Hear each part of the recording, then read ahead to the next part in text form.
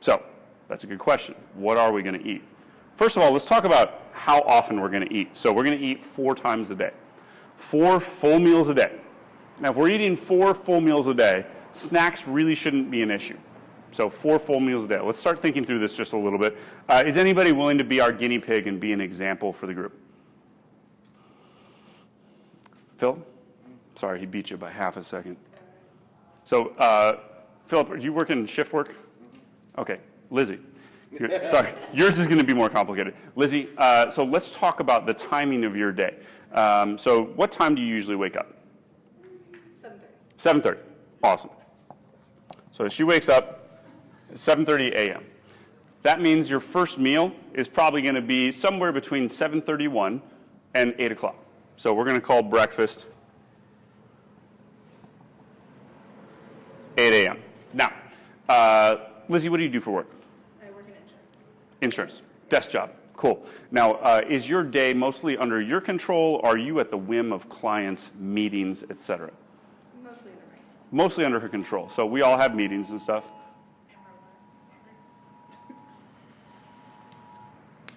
Somebody tell me if that's a tornado warning, please. So guys, 8 a.m. So if you have control over your schedule, we're going to try and eat every 3 to 4 hours. Every 3 to 4 hours should put us at around 4 times a day. So let's just call it nice and easy. Lunch is at 12 noon.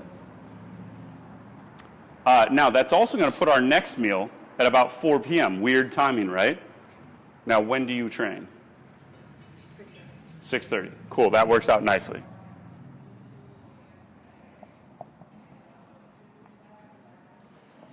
We'll just call that second lunch. Full meal at 4 p.m. So she's training at 6:30, which means that she's got a couple hours after this meal before she trains. Train at 6:30, class is over at 7:30.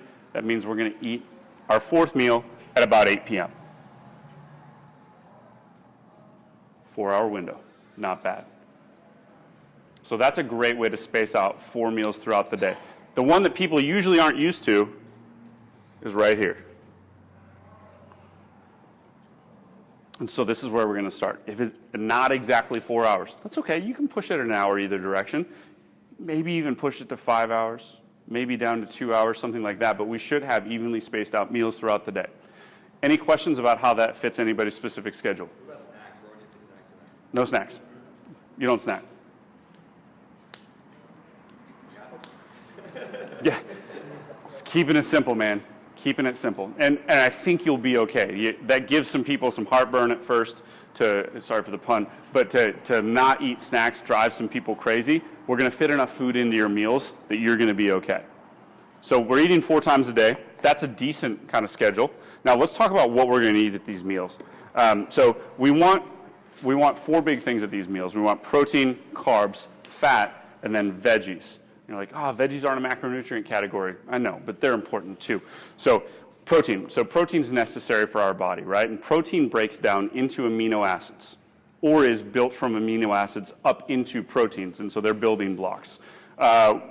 We need amino acids, and there's no real way for your body to store amino acids. It needs it for all sorts of processes, just kind of hanging out. Bodily functions need amino acids. We also need amino acids to rebuild your muscles after exercise and repair damage. So we need both of those. Now, what happens if we don't have a constant stream of amino acids? Because there's no way for your body to store amino acids. Well, there kind of is, but it's your muscles. And so if your body doesn't have kind of a constant stream from your digestive system of dietary protein, then we're going to need to take it from your muscles. Now, you guys are CrossFit athletes, and so you want to maintain your muscle mass just to be strong, to perform well, but also because it's what helps our metabolism stay up nice and high. So we need that flow of amino acids. Protein, 4 times a day. Now, what goes into that protein category? Guys, we're going to go for lean protein sources. Some great lean protein sources are chicken, lean beef, turkey, and fish. Those are our favorites. Is that all-inclusive? No. There are other options as well, but those are the primaries. I would start there. Those of you that aren't taking notes, good luck. Chicken, lean beef, what? Chicken, lean beef, turkey, and fish. Quick note on the fish. Is anybody pescatarian in here? Okay, if you're eating large amounts of fish, we'll want to talk about what kinds of fish that you're eating, because while tuna and salmon and some of these cold water fish are absolutely delicious and they're wonderful for you, in large quantities they have a high enough fat content that we'll want to adjust the rest of your nutrition. Questions on the protein? You guys should be thinking, how much, coach? Good question. I have a question about like breakfast. Yeah. What can you I guess substituting is not the answer is no eggs. Eggs are not on our list right now. Eggs are a wonderful food. They're great for a lot of ways, but right now they're a little bit too fatty for our needs. So we're going to pull eggs out. Chris? Whey protein shakes we'll talk about later. If you're doing it already, fine. I'm not going to edit that. If you're not doing it, don't worry about adding it in. But whey protein does not count for this. Did I get it? Fantastic. Yeah. Unfortunately, so whey protein is an interesting protein. Athletes really like it because it's what they call a leucine-rich protein. Leucine, as an amino acid, has been shown to stop the breakdown of musculature and start the rebuilding of muscles. So whey protein, post-workout, you throw that in your system, stops the breakdown. And it starts rebuilding immediately. But the problem is it's rapidly into your system and rapidly out. So it doesn't provide that steady drip of amino acids that we need. If you think about like throwing fuel on a fire, like chicken is like throwing a big log on the fire. It's going to burn for a while. Throwing whey protein on it's like throwing a can full of gasoline. Very effective, but also very short-lived. So animal protein here. Guys, hand up, size your palm. Turn and look at it. About the size and thickness and width of your palm. Ballpark it. That's how much protein we get at each meal. Ballpark it. Doesn't have to be exact. Please don't palm your protein before you eat it, or if you do, just wash your hands. Questions on protein? Zach. Does the portion size matter depending on if you're training that day or not, or is it always always? Good question. Not yet. It will. Yes, it will, but we're not there yet. The big one right now is we're working on frequency, what to eat, and kind of a reasonable amount of how much. Any more questions on protein? Yeah. Okay, I often do like the Atkins shakes because they're high in protein and lower calories. How do we feel about those? Nope. No. Got to be an animal. Okay. Yeah, literally like chicken, fish, lean beef, turkey. It's got to be on the list. Good question. Chris? What about stuff like turkey sausage, chicken sausage? Is that too processed? Yeah, so it kind of depends, right? So turkey sausage, if you want to do some of that for breakfast, I'm okay with it. Like, read the package. If there's a bunch of stuff in it you don't understand, chances are it's probably best not to put it in your body. If you're like, okay, it's mostly just chicken, cool, then that's pretty good. The second question is, does it fit our lean protein? Is there a vast majority more protein and maybe just a little bit of fat in it? Or is it mostly fat and not a lot of protein? So those are kind of the two criteria. Is it relatively natural? And then what's the fat content? It's got to fit our lean protein. Chris Larson, do you have a question too? Oh, okay. Guys, good questions. I like this stuff. Keep it coming. What other protein questions do you have? Okay, can you define, I guess, lean protein when you're saying, you're talking about processed meat, you're talking about making sure it's more lean, like how do you define lean? Chicken, fish, turkey, lean beef. I don't think I defined lean beef for you, so let me define that for you. We're going to talk like flank steaks, strip steaks, no ribeyes. You all go out to eat, filet. Go for it. That's nice and lean. We also have 90% lean or better. 90% lean ground or better would be considered lean beef. Anything less than that, we're getting too much fat content. You'll notice things that I didn't talk about. Pork is out for now. May there be some cuts of pork in the future that we can play with? Absolutely, I think so. But for right now, pork is out. Does that answer your question, Lizzie? Yes. Awesome. Cool. Ready to go to carbs? Let's talk about carbs. So carbs are great. Carbs are for mostly fueling our workouts and for recovering from our workouts. So we're going to get really specific about the carbs. For right now, our carbs are going to be in very few types. It's going to be oats, rice, and potatoes. Oats, you'll see it called rolled oats in the grocery store.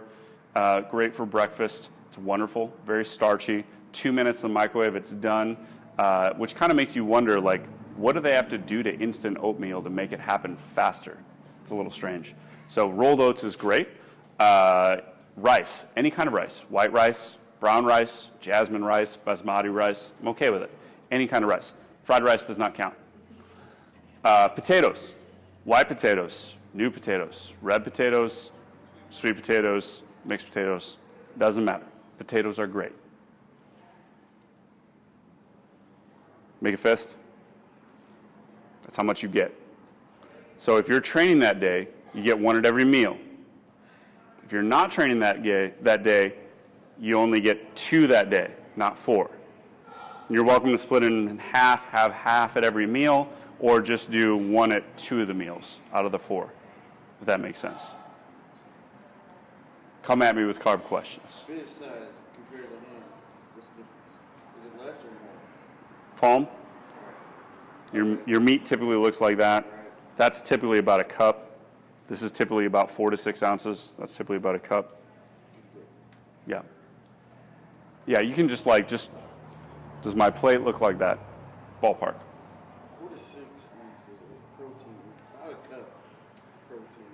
It's because I already weigh my stuff already. So fish size is going to be a cup, which is 6 ounces. 8. 8 ounces, you want 8 ounces. Thank you. I don't necessarily want 8 ounces. We're just trying to get close right now. Gotcha. Yeah, and don't get too hung up on weighing and measuring, because we're going to give you specifics in the future. What, 8 ounces? Yep. I'm joking. I'll give you an I can tell, Phil. You're going to keep me honest. So you said 1 fist of carb every meal, Mm-hmm. training days, Yep. rest days, 2 fists per day. per day. Yeah, 4 fists per day training days, 2 fists per day on non-training days.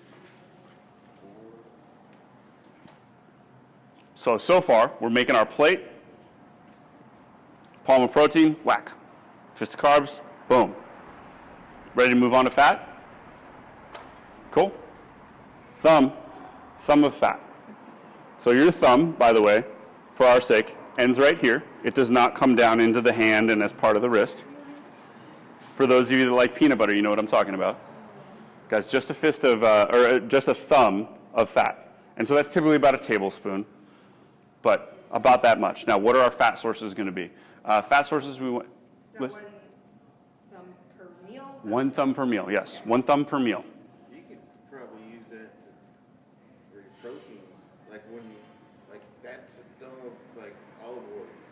And then boom, you're doing your fats, right? To Yeah. saute the Exactly. cheese and So Phil is saying, could you use that fat to cook with? Absolutely, yes. And so that's our primary sources of fat are going to be monounsaturated or saturated. The one we want to avoid is polyunsaturated. So monounsaturated fats are going to be something like an olive oil is fantastic. A saturated fat would be something like an avocado or a macadamia nut. If you guys also want to kind of play with some tree nuts, like some almonds or something like that, that's fine. It's just not very much, right? Like it's a small handful of that kind of stuff at each meal. And so those are great sources. Additionally, butter is typically a pretty good one. If you're going to do butter, do a grass-fed source of butter. We get a lot more good stuff in there, like linoleic acid and stuff like that. Kerrygold is a very common grass-fed brand of butter. They've got it at Trader Joe's and at Sprouts and stuff like that. say what? Kerrygold? Mm-hmm. How do we feel about bulletproof coffee? I think it's delicious. Is that allowed? What's that? Is it allowed? Is it allowed? Well, first of all, the language I take issue with. You're a full-grown adult. You're welcome. You're welcome to eat anything you'd like. I'm not going to tell you that you can't eat anything. I'm going to tell you that bulletproof coffee doesn't really fit our plan, and it's probably going to slow your results. What's up with bulletproof coffee? What's in that? Bulletproof coffee is usually coffee, coconut oil or MCT oil, butter, and it was coined by Dave Asprey. I think it was the guy that came up with it. It's delicious. Doesn't really fit what we're trying to do, though, unfortunately.